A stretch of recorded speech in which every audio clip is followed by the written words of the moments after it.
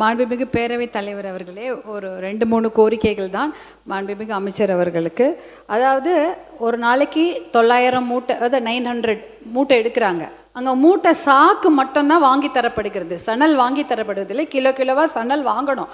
அதை வாங்கி அந்த மூட்டையில் அவங்க கொட்டி அதை தச்சு அதுக்கப்புறம் அவங்க அடுக்க போகிறாங்க. அதில் வந்து அமைச்சர் கொடுக்குறோம். வருடத்துக்கு ஒரு தடவை 2 கோடி ரூபா செலவுக்கு மேலே சணல் வாங்கி கொடுக்குறோம். எல்லா இடங்களையும் கொடுக்குறோம். கொடுக்கலன்றதா அதிகாரிகள் வாங்கி தரவில்லை என்பதுதான் நாங்கள் போன டிபிசியில் எங்களுக்கு தரப்பட்ட தகவல். அப்போ 3 பேர் தான் இருக்கிறாங்க ஒரு டிபிசியில். 3 பேருக்கு ஆளுக்கு ஒரு நாளைக்கு 300 மூட்டை ஏற்றி அடுக்கணும். மூட்டையை கொட்டணும், வெயிட்டு போடணும், சணலில் தச்சு கொண்டு போய் அடுக்கி வைக்கணும். அதுக்கு 10 ரூபாய் தான்.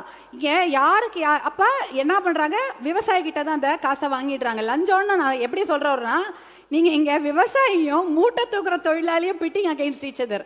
அவனும் பாவம் ஏழை, இவங்களும் ஏழை, 2 பேருக்கும் தான் இங்கே பிரச்சனை. அதனால் அதை ஒரு தாயிலம் கொண்டு களையணும்னு தான் கேட்டுக்கிறோம், வேற ஒன்றும் கிடையாது. அதனால தான் ஒரு 10 ரூபாய் ஏற்றி கொடுங்க. ஏன்னா மூட்டை தூக்குற தொழிலாளிக்கு தான் இது பண்ண அது அவங்க நீங்க எம்ஆர்கே பன்னீர்செல்வம் அவர்கள். நான் என்னோட கோரிக்கைகள் அப்புறமா பேசுவேன், இல்லை நான் பேசிடுவா.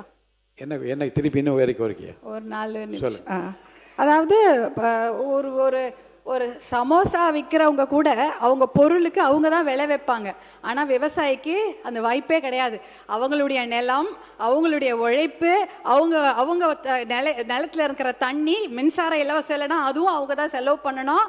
அதே போல் அவங்களுடைய இடுபொருள், மானியம் இல்லைன்னா அவங்க இடுபொருள், இத்தனைக்கும் பண்ணிட்டு ஆனால் அந்த பொருளுக்கு அவங்களால விலை கொடுக்க முடியல. அதனால் அந்த ஆணையம் மாதிரி கேரளாவில் இருக்கிறது, 2020 அமைச்சிருக்கிறாங்க ஒரு உழவர் குழு ஆணையம் மாதிரி. அதில் உழவர்களே இருப்பாங்க. அவங்க வந்து 3 மாதத்துக்கு ஒரு வாட்டி எல்லா பொருட்களுக்கும் விலையை நிர்ணயம் பண்ணுவாங்க. வெதர் எப்படி இருக்குது, மழை பெஞ்சுதுன்னா விலை ஏற்றி கொடுக்கறது, இல்லை வெயில் காஞ்சுன்னா அதுக்கேற்ற மாதிரி செய்யறது போன்ற விஷயங்களை செய்வாங்க. ஏற்கனவே அதனால் அதை கொஞ்சம் கணக்கு நீங்கள் கன்சிடர் பண்ணுங்கள். ஏற்கனவே வந்து பார்த்தீங்கன்னா 3332 டிபிசி இருக்குன்னு தான் கணக்கில் இருக்கு. அதை ஒரு 5000 நீங்கள் கோடவுன்ஸை அதிகப்படுத்துறதுக்கு முயற்சி எடுக்க வேண்டும். அது இந்த வருஷம் 500, அடுத்த வருஷம் 1000 அப்படின்னு அந்த கோடவுன்களையும் அதிகப்படுத்துங்க. அப்போதான் நம்ம வாங்கக்கூடிய அரிசிகளை சேர்க்க முடியும். 120 லட்சம் டன் அரிசி தானிய உற்பத்தி பண்ணுறோம். 80 லட்சம் டன் தான் அரிசி, மிச்சம் 40 அந்த பருப்பு, அப்புறம் கடுகு, இந்த மாதிரி நிறைய தானியங்கள். அதில் வந்து 40 லட்சம் தான் கவர்மெண்ட் ப்ரொக்யூர் பண்ணுறாங்க, மிச்சம் 40 லட்சம் தனியார் தான் ப்ரொக்யூர் பண்ணுறாங்க. ஸ்டோரிங்க்கு பார்த்தீங்கன்னா 18 லட்சம் தான் நம்மளால் ஸ்டோர் பண்ண முடியுது. அதனால தான் ஒரு 500 கோடவுனோ 1000 கோடவுனோ ஏற்றிக்கிங்க ஒரு வருஷமும். அது முக்கியமான விஷயம். அதே போல் இந்த பலா, முந்திரிலாம் இருக்குது. எல்லா ஊர்லேயும் பார்த்தீங்கன்னா இதை மதிப்பு கூட்டி விற்கிறாங்க. முந்திரியில் மடகாஸ்கரில் வாங்கிட்டு வந்து உடச்சிட்டு இருக்கிறோம். நம்ம ஊர்லேயே முந்திரி காடு அவ்வளோ இருக்குது.